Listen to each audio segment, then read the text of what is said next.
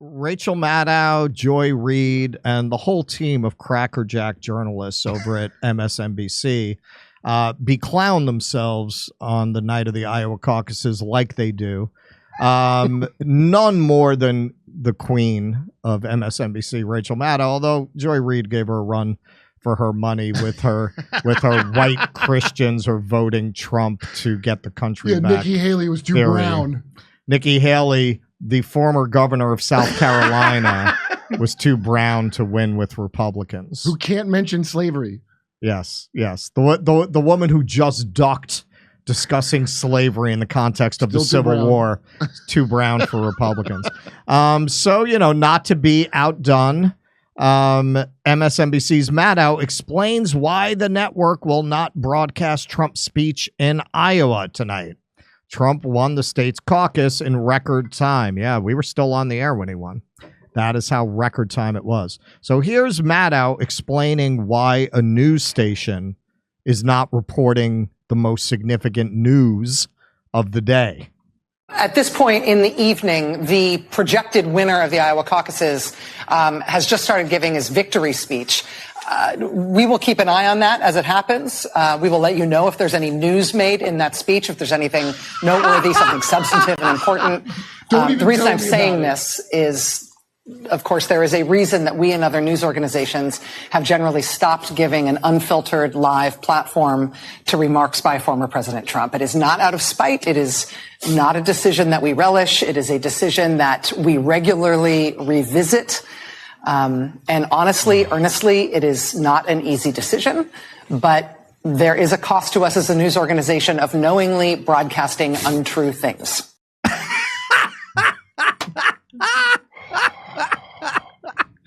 Yeah, that is like the news report from, the middle of a dystopian sci-fi film.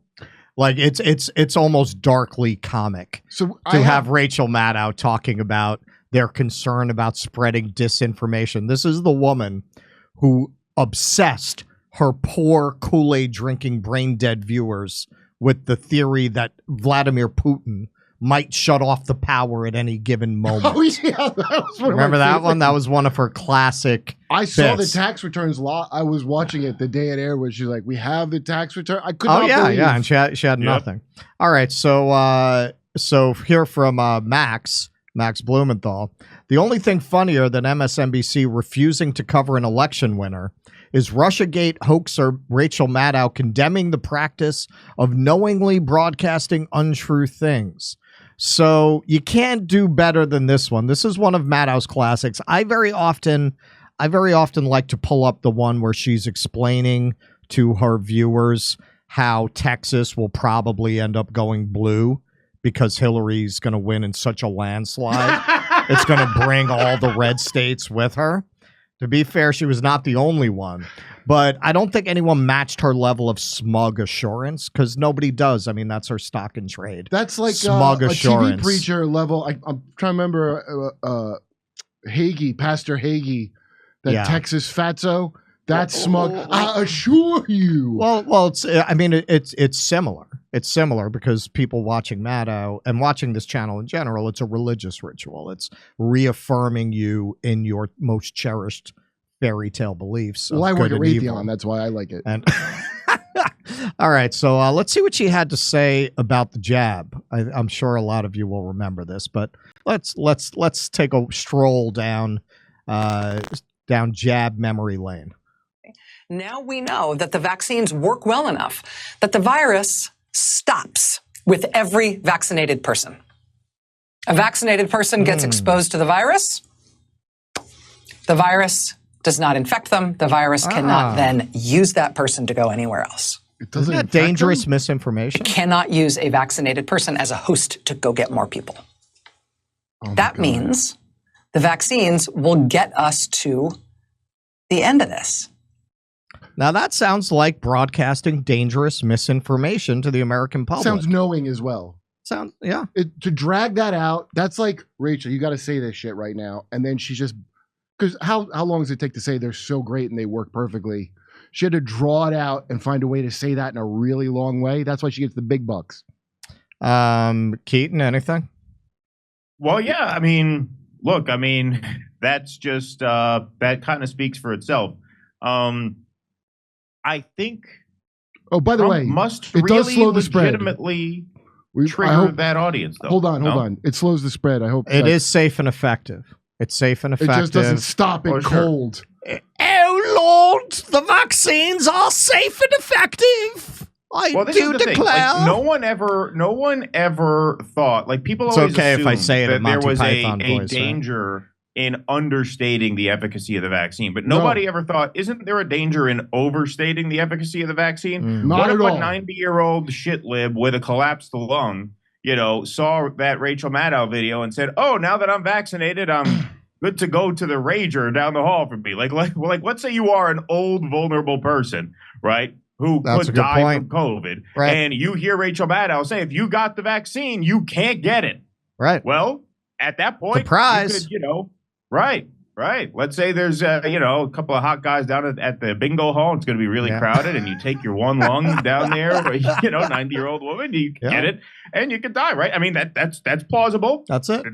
Is that not dangerous in that way? That's like, is it not dangerous to overstate the efficacy of the vaccine? Right. It could be. Right. Sure. So there you have that. Trump must actually trigger these MSNBC people, though, because there's a difference between okay. It's one thing to hate watch. Like, we all have people who we don't like, who we like to hate watch, right? Sure. Russ and I owe much of the success of our show to our hate watchers, right? Half our audience fucking hates us. I'm sure a lot of Jimmy's audience hates him. We love our hate watchers. We love the poorly educated. After the economy. I think we're going to get 6,000 more from Jew Tunnel too. Right, yeah, probably. All the people from the Stormfront bake sale, they all wandered over to that video. All of them. They bake? What are you going to do? Look, most of them died in Ukraine. Actually, be triggered by him in a way that it goes beyond hate watching, because there must be an incentive to show Trump's speech to an MSNBC audience, right? Because so much of the identity of the core MSNBC demographic is Trump hate. So why not show them Trump being a piece of shit and rile them up, right? That must be good for ratings, unless they are sincerely psychologically triggered by this.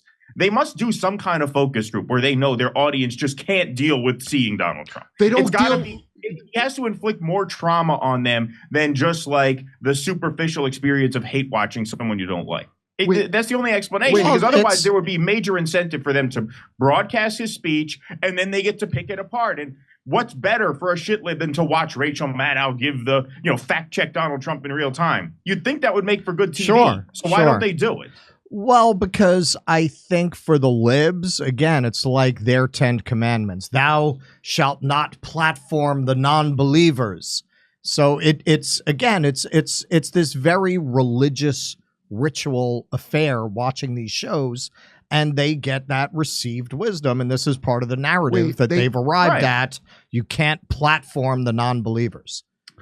Right. They also don't want to watch Biden talk. So the people that are I think he did a good job, and you're have you watched anything about? No, I don't even want to see it because I know he's good.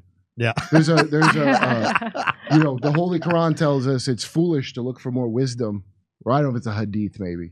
It's foolish to look, once you have wisdom, it's foolish to try to look more into it. Well, it's like drugs. You keep chasing that high you got the first time you heard Biden speak, and it's never as good. I think they're just so traumatized that they don't.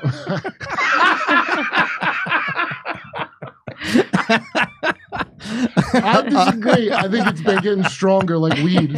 I think he's been getting way stronger. But they don't even know anything. It's the Adderall. Everybody becomes Dottie Sandusky. Remember Jerry Sandusky and Dottie Sandusky thinks he's innocent to this day because she doesn't look in the basement. Dottie doesn't go down there. Well, that's probably wise. Okay, so this is from Jimmy Fallon.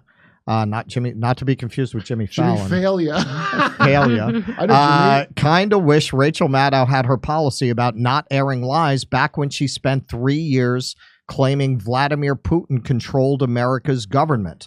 Next thing you know, she'll claim Hunter's laptop is fake and vaccinated people can't get COVID. Oh, wait. All right, so some of those of you who are over here from New Dissidence will know about this. So I actually was able to have an exchange with Rachel Maddow at Temple Emmanuel in New York. Not exactly an exchange. She refused to answer. This was with our friend Jose Vega, who, if you look on X, you can also find his conversation, one-sided conversation with Rachel Maddow. Well, me and him coordinated this. Wait, is that Jimmy on stage with her? No. well, it's her creepily identically addressed friend Ben Stiller there. That's Ben Stiller? Yeah, recreating his Zoolander role with his moronic questions. So Jose had already disrupted it, calling her a warmonger. Okay. And so I waited until the Q&A. When we coordinated this, Jose was like, "Yeah, I'm not listening to her read her stupid fucking book. As soon as she starts reading that book, I'm going." So we sat a few rows apart, and I was like, all right. And true to his word, man, as soon as she opened that book and started reading it, "Rachel, you're a warmonger." Oh, my God. She didn't get 2 sentences in. So this is about an hour after Jose did that. I asked her a few questions.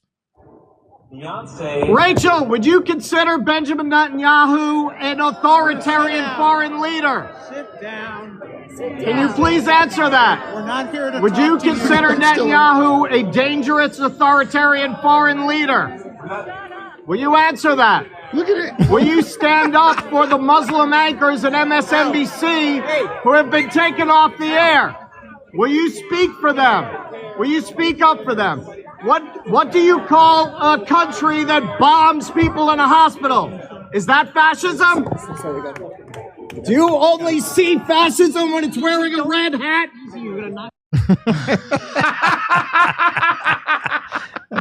She did not respond to that, unfortunately. Ben Stiller did like something about Mary gestures. It seems like he wanted to mix it up. And if you listen, like, I'm in Shitlib Central here. I'm on the Upper East Side, across from Central Park, and the whole night, Maddow, you could really see her art that night because she never came out and said the words, "People who are supporting the Palestinians are fascists." Right. But she's there reading her book about the history of American fascism and saying things like, "What's that?" It was at a Jewish temple. It was at the largest synagogue in New York City. Yeah, Temple and so Emmanuel. she never comes out and says it, but she'll say, "Yes, and looking at my research, I could see connections." Nothing you can nail her on, but she's very much playing to this crowd of very like rich Upper East Side Jews who are rabid Zionists almost to a person. Yeah. And as they were dragging me out, I would have filmed it, but I was afraid they'd grab my phone. Like there's what they're allowed to do, and there's what they might do. They might, right? Israel do. So as soon as they grabbed me, I shoved the phone in my pocket. But I yelled at all those shitlibs. I said, "You've turned into everything you hate. You're the Nazis."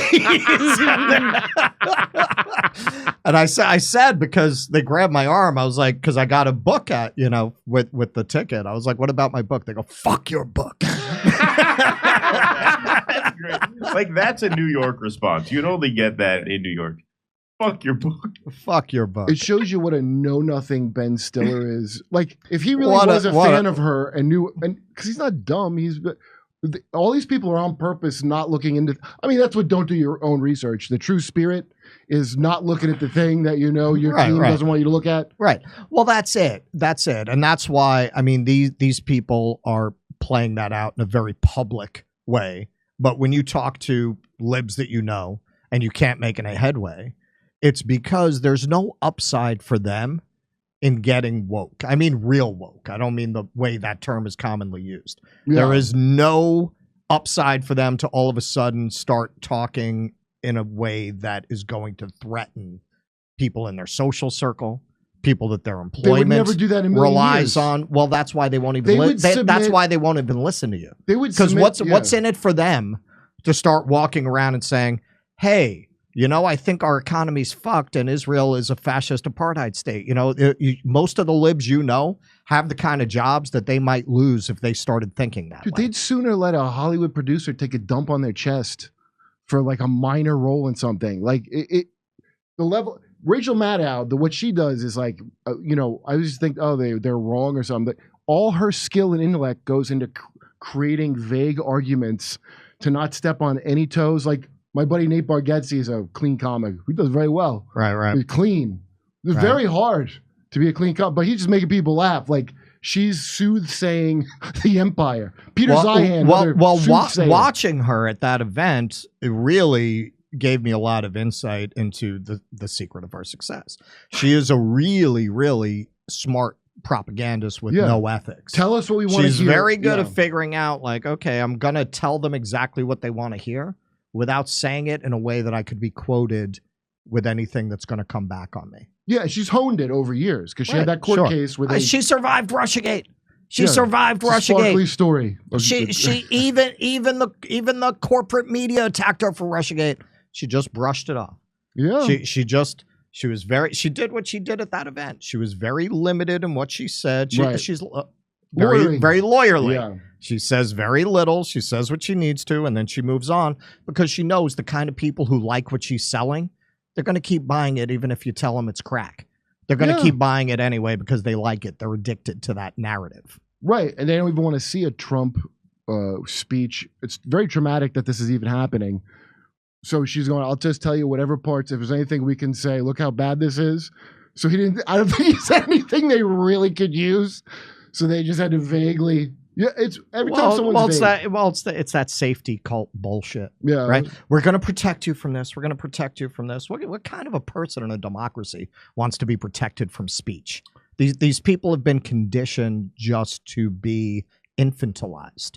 We're going to protect you. When it came to Russiagate, I called bullshit on everybody who was acting as if there was any there. I still to this day don't believe that the people who were, posting every link to every blog post, to every video insinuating this or that, I don't believe any of them actually thought there was any there, which means that her presentation was really ideal for them because, as you said, she never actually said anything. She never actually outlined what Trump did. Right. Because if you know that there's no substance undergirding what you're saying on a nightly basis for 2.5 years, any day you say too much might be the last day you get to indulge in that kind of bullshit. Because if you say something that then gets immediately disproven, then it all falls apart.